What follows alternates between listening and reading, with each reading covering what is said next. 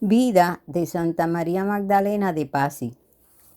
Catalina, la segunda de los 4 hijos de Camilo de Pazzi y de María Buondelmonti, nació en Florencia el 2 de abril de 1566. En el acomodado ambiente de esta noble familia, donde espontáneamente era llamada Lucrecia como la abuela paterna, la pequeña crecía tranquilamente en conformidad con el tren de vida de su condición y su corazón se iba abriendo con simplicidad a la presencia de Dios y a las mociones del Espíritu. Guiada por una gran compasión, entregaba su merienda a los necesitados, acercándose con amabilidad a los niños pobres para enseñarles los primeros pasos de la fe. Cuando tenía 8 años, fue confiada a las monjas de San Giovannino para su formación. Las religiosas la prepararon para la primera comunión. Pocas semanas después, Catalina estaba suficientemente madura para ofrecer a Dios su virginidad. Cuando tenía 10 años, se dedicó con ardor a la meditación de la humanidad de Jesús. Se aficiona a la lectura, aprecia mucho las meditaciones de San Agustín y la Pasión del Señor de Duarte, lectura que le fue aconsejada por el jesuita Padre Andrea Rossi, que seguía su proceso espiritual. Aún no tenía 17 años cuando manifestó abiertamente su deseo de consagrarse a Dios en la vida religiosa. Tras superar la oposición inicial de los suyos, ingresó en el vecino monasterio de Borgo San Frediano, entre las carmelitas de Santa María de los Ángeles. La admitieron como postulante el 8 de diciembre de 1582. El 30 de enero de 1853, 2 meses después de ingresar en el monasterio, Caterina recibió el hábito carmelitano, adoptando el nombre de María Magdalena. Acabado el año de noviciado, le fue retrasada la profesión, dando tiempo a que estuviese preparada también otra novicia. Pero María Magdalena enfermó gravemente y en un tiempo de 3 meses estuvo casi al final de sus días. Los mejores médicos de la ciudad diagnosticaron la enfermedad como tuberculosis pulmonar. Por eso la priora decidió que emitiese los votos in articulo mortis. Aproximadamente 1 hora después de la profesión, Magdalena vivió una profunda experiencia de arrebato en Dios, como testificaron las hermanas que al ir a visitarla a la enfermería, encontraron a la enferma de 18 años completamente transfigurada en toda su belleza. A partir de esta fecha y durante 40 días, el Señor la visitaba cada mañana, revelándole las insondables profundidades de su amor. Estos frecuentes episodios acarreaban mucha incomodidad a la joven, que deseaba llevar su vida en el Carmelo de manera escondida, pero era evidente que tanta gracia había de ser registrada y custodiada de alguna manera. Por eso, desde el principio, las hermanas anotaron cuanto pronunciaba la boca de Magdalena durante los éxtasis y todo lo que ella debía explicar por obediencia a la maestra y a la priora. A finales de aquel mismo año, vivió un nuevo periodo de favores divinos en los que Jesús, el Verbo hecho hombre, la recrea con intensas conversaciones que revelan progresivamente las implicaciones esponsales de Magdalena en los sentimientos de Cristo. En uno de estos éxtasis, coincidiendo con la Semana Santa, Jesús le concede participar en su pasión y muerte, la impresión de los estigmas en el alma, la coronación de espinas, la crucifixión. Cada escena evangélica se representa de manera viva en aquel frágil cuerpo atormentado. El último día de esta intensa octava de Pentecostés, Magdalena presintió claramente que había llegado el momento en el que Dios, como se lo había anunciado muchas veces, quería quitarle la fruición sensible de su presencia. De esta manera empezaron 5 durísimos años de tentaciones y de tormentos, como si hubiera sido lanzada a una fosa de leones, y hasta ser reducida a la nada. En estas pruebas interiores descritas en la prueba, Jesús la sostiene, pero sin ahorrarle la purificación radical que la despoja y la hace sumamente humilde y receptiva a sus visitas. En la intensidad de este crisol, Magdalena recibe también luces sobrenaturales sobre la situación de la iglesia de su tiempo, tan reacia a cumplir la renovación deseada por el Concilio de Trento. Sintiéndose interiormente obligada por la dulce verdad a implicarse de manera fáctica, a reclamar a prelados, cardenales e incluso al Papa Sixto V el ejercicio de sus responsabilidades. Finalmente, después de la fiesta de Pentecostés, le fue concedido entrar en la monotonía de la vida cotidiana. Los síntomas de la tuberculosis aparecieron con mayor evidencia durante el año 1603. La progresiva pérdida de fuerzas no hallaba soporte ni siquiera en el consuelo sensible de la proximidad de Dios. Su mera presencia en la comunidad pasó a ser, a la vista de las hermanas, la viva representación de una obra maestra ya acabada. A las 3 de la tarde del viernes 25 de mayo de 1607, Sor María Magdalena entregó su espíritu a los 41 años de edad.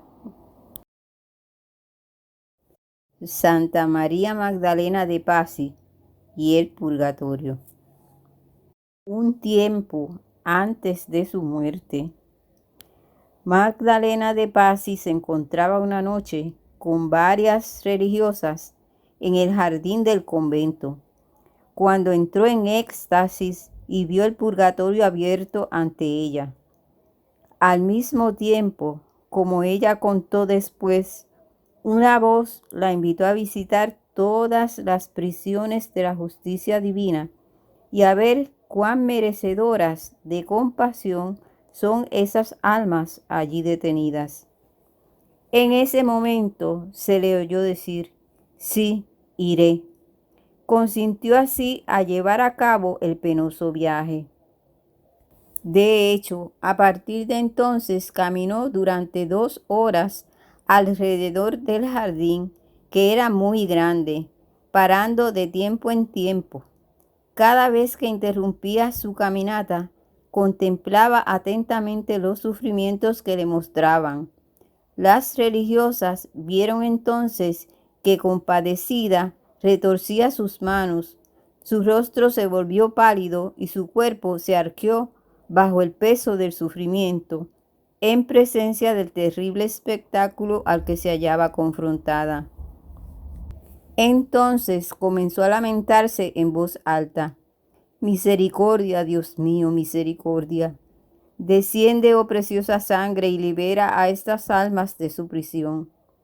Pobres almas, sufren tan cruelmente y aún así están contentas y alegres. Los calabozos de los mártires, en comparación con esto, eran jardines de delicias, aunque hay otras en mayores profundidades. Cuán feliz debo estimarme al no estar obligada a bajar hasta allí. Sin embargo, descendió después porque se vio forzada a continuar su camino. Cuando hubo dado algunos pasos, paró aterrorizada y, suspirando profundamente, exclamó: ¿qué? ¿Religiosos también en esta horrenda morada? Buen Dios, cómo son atormentados, oh Señor. Ella no explicó la naturaleza de sus sufrimientos, pero el horror que manifestó en contemplarles le causaba suspiro a cada paso. Pasó de allí a lugares menos tristes. Eran calabozos de las almas simples y de los niños que habían caído en muchas faltas por ignorancia. Sus tormentos le parecieron a la santa mucho más soportables que los anteriores. Allí solo había hielo y fuego, y notó que las almas tenían a sus ángeles guardianes con ellas, pero vio también demonios de horribles formas que acrecentaban sus sufrimientos. Avanzando unos pocos pasos, vio almas todavía más desafortunadas que las pasadas, y entonces se oyó su lamento. ¡Oh, cuán horrible es este lugar! Está lleno de espantosos demonios y horribles tormentos. ¿Quiénes, oh Dios mío, son las víctimas de estas torturas? Están siendo atravesadas por afiladas espadas y son cortadas en pedazos. A esto se les respondió que eran almas cuya conducta había estado manchada por la hipocresía. Avanzando un poquito más, vio una gran multitud de almas que eran golpeadas y aplastadas bajo una gran presión, y entendió que eran aquellas almas que habían sido impacientes y desobedientes en sus vidas.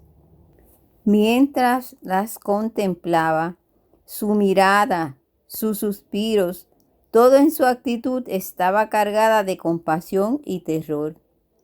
Un momento después, su agitación aumentó y pronunció una dolorosa exclamación. Era el calabozo de las mentiras, el que se abría ante ella. Después de haberlo considerado atentamente, dijo: los mentirosos están confinados a este lugar de vecindad del infierno, y sus sufrimientos son excesivamente grandes. Plomo fundido es vertido en sus bocas. Los veo quemarse y al mismo tiempo temblar de frío. Luego fue a la prisión de aquellas almas que habían pecado por debilidad y se le oyó decir: había pensado encontrarlas entre aquellas que pecaron por ignorancia, pero estaba equivocada. Ustedes se queman en un fuego más intenso. Más adelante, ella percibió almas que habían estado demasiado apegadas a los bienes de este mundo y habían pecado de avaricia. ¡Qué ceguera!, dijo, las de aquellos que buscan ansiosamente la fortuna perecedera. Aquellos cuyas antiguas riquezas no podían saciarlos suficientemente, están ahora atracados en los tormentos. Son derretidos como un metal en un horno. De allí pasó a un lugar donde las almas prisioneras eran las que se habían manchado de impureza. Ella las vio en tan sucio y pestilente calabozo que la visión le produjo náuseas. Se volvió rápidamente para no ver tan horrible espectáculo. Viendo a los ambiciosos y a los orgullosos, dijo: contemplo a aquellos que deseaban brillar ante los hombres.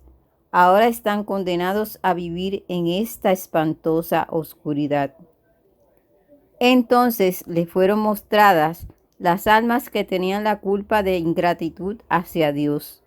Estas eran presas de innombrables tormentos y se encontraban ahogadas en un lago de plomo fundido por haber secado con su ingratitud la fuente de la piedad. Finalmente, en el último calabozo, ella vio a aquellos que no se habían dado a un vicio en particular, sino que por falta de vigilancia apropiada sobre sí mismos, habían cometido faltas triviales. Allí observó que estas almas tenían que compartir el castigo de todos los vicios en un grado moderado, porque esas faltas cometidas solo alguna vez las hacen menos culpables que aquellas que se cometen por hábito. Después de esta última estación, la santa dejó el jardín, rogando a Dios nunca tener que volver a presenciar tan horrible espectáculo. Ella sentía que no tendría fuerza para soportarlo. Su éxtasis continuó un poco más y conversando con Jesús se le oyó decir: Dime, Señor, el porqué de tu designio de descubrirme esas terribles prisiones de las cuales sabía tan poco y comprendía aún menos. Ah, ahora entiendo.